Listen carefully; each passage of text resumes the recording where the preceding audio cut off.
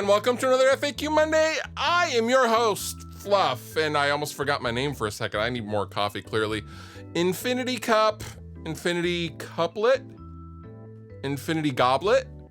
Infinity Goblet sounds pretty good. I like that. First question. So what's the deal with Dragged Under? Okay, so a couple of days ago on all of the band's social stuff, now I'm referring to my now old band, Rest Repose. We changed all of our socials to a new band. It's all new stuff, and we're calling ourselves Dragged Under. Rest Repose is no more. That has died a slow death, and we put it to rest. And honestly, here's why. You know, half the band quit. There was only me and Tony. Me and Tony were the only original members left, and we went into the studio. Jared and Chris were still in the band at that time, when we wrote a whole bunch of songs with our producer Hiram that sounded nothing like Rest Repose. We were just writing for fun. And we really liked the songs. And then Jared left the band, and then Chris left the band. It just made sense to start over. And so that's exactly what we're doing. So no, we will not be playing Rest Repose songs live or anything like that. That is all done. The music will stay up on Spotify and all that kind of stuff, but everything else has just been wiped clean, and it's clean slate time. So going forward, I am the guitar player and songwriter and beard in Dragged Under. Hope that clarifies some things. Thoughts on Cubase Pro 10? So here's the thing with Cubase. I love and use Persona Studio One. After having gone from Logic, I was in Logic for, 7 years or something like that. I tried Cubase 9.5, and I was having all sorts of weird issues with the CPU spike. The CPU usage would just go, and it would crash, and it would start, the audio would get all choppy. And I'm not even talking about any plugins or anything. Like, I would record a voiceover like I'm recording right now, and it just couldn't handle something. And it was spiking out, and I would have to have the buffer just at max, and it doesn't like my computer. Whether that's because I'm on a Mac Pro or whatever, I don't know. I could never find the issue. Steinberg had no idea. They were just like, we're not really sure. Update your computer or just use a PC. And I'm just like, dude, no. Cubase Pro 10 comes out, and I decided to upgrade to check it out, because the upgrade from 9.5 to 10 is like $50 or something.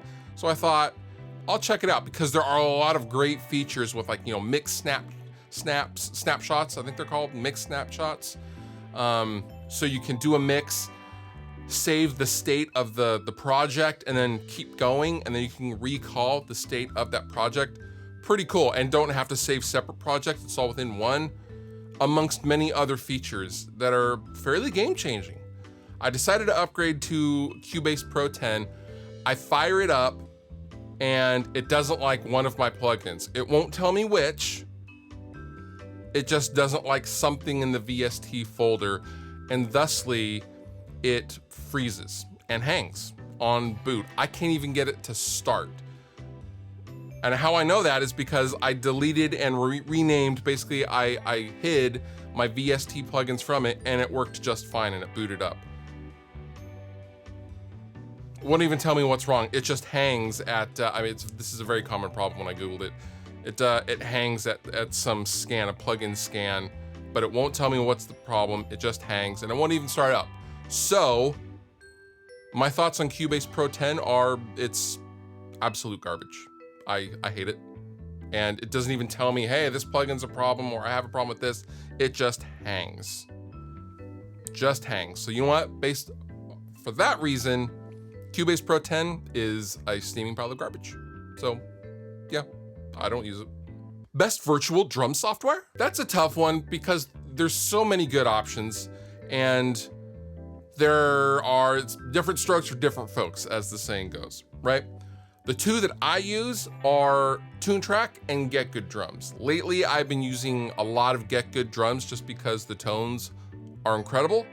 But then you have something like Superior Drummer 3, which is a totally different animal. It's not a contact instrument, it's its own standalone plug-in sampler. And you know, there's drum replacement features, and it's a totally different thing than the Get Good stuff. And there's, you know, lots of libraries and MIDI packs and, you know, all sorts of bells and whistles. So basically I use both where applicable and as needed. And I have a template that I load both in. So we'll switch between the two. I will switch, I will switch between the two, or just stick with one or the other. But yeah, I don't know. Tune track or get good drums. That's generally my easy go-to answer. There's lots of drum options out there. The Slate stuff's great, etc., etc. But the stuff that I like most is the get good stuff and the tune track.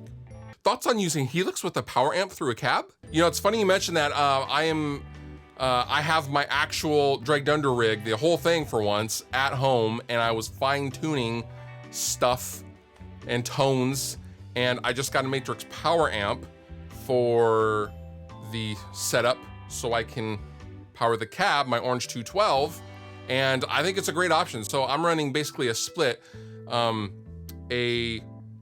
A signal goes to front of house, and that's, you know, cab sim, that's the regular guitar tone. And then I have a split inside the Helix going from a line out, quarter-inch line out, to the Matrix power amp and then into a cab.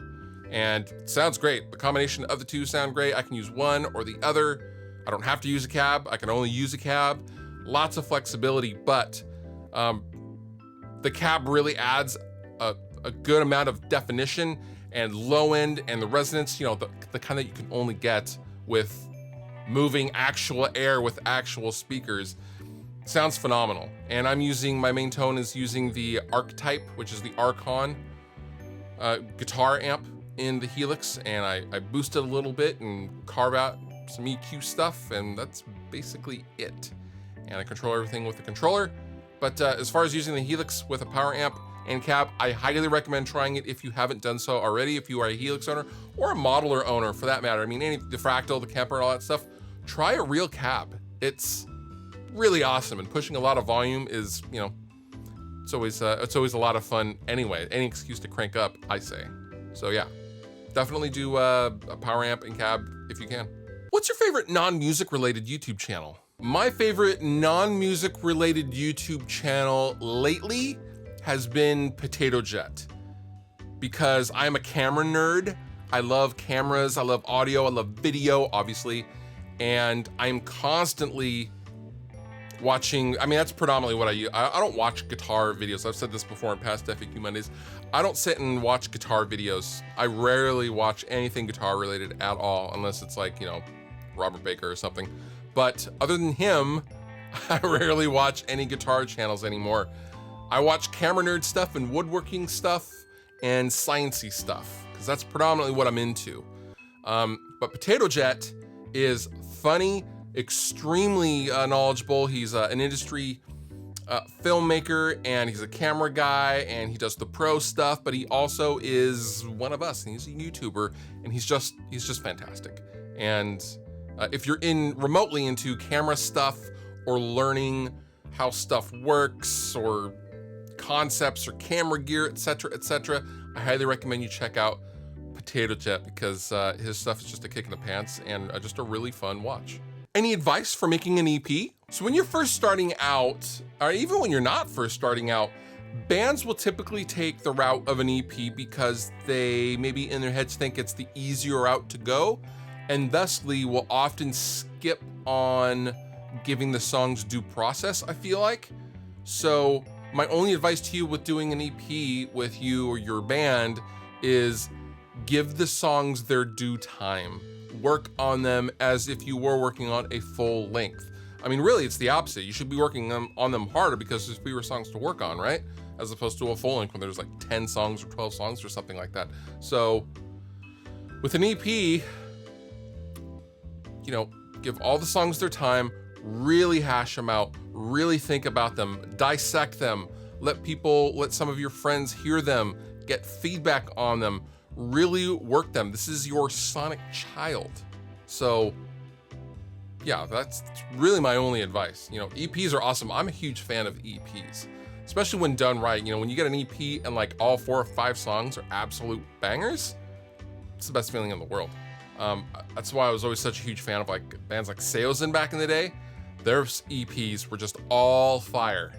And I just love that about them. Same with Down. A lot of their EPs are just awesome because they've released they released a couple of EPs. It's the last things they put out actually.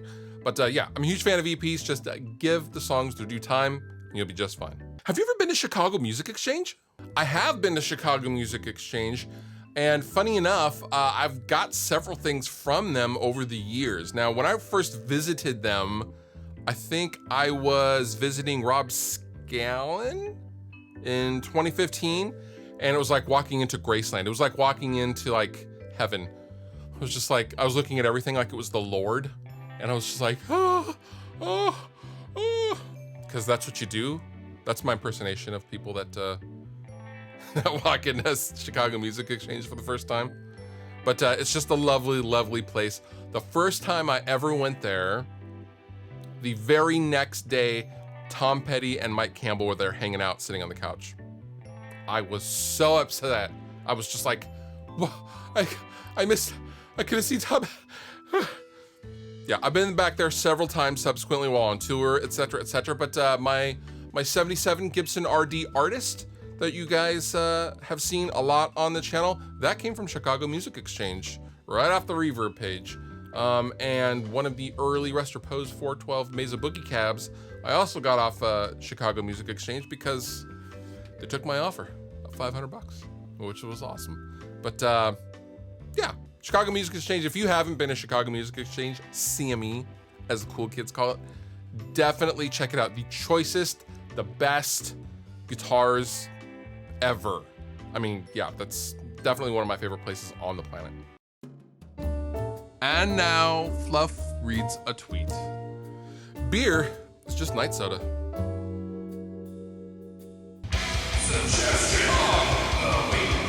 My suggestion to you this week is to check out my new band, Dragged Under. You know what? I'm just gonna go self-promo this entire episode, and I don't even care. We are going on tour with Dead American. We just a couple of shows down in Arizona, Santa Cruz, and Anaheim for now. We might add some more dates. But for now, we have 3 shows with Dead American, which is Cove from Seozin's new band. They're awesome. Definitely check them out as well. But yeah, I will be coming down to California in late July. So here's the poster. Come check us out live. It'll be a great time. All applicable links down below in the description. You've been wonderful. I've been Fluff. Thank you so much for watching. I'll see you next time.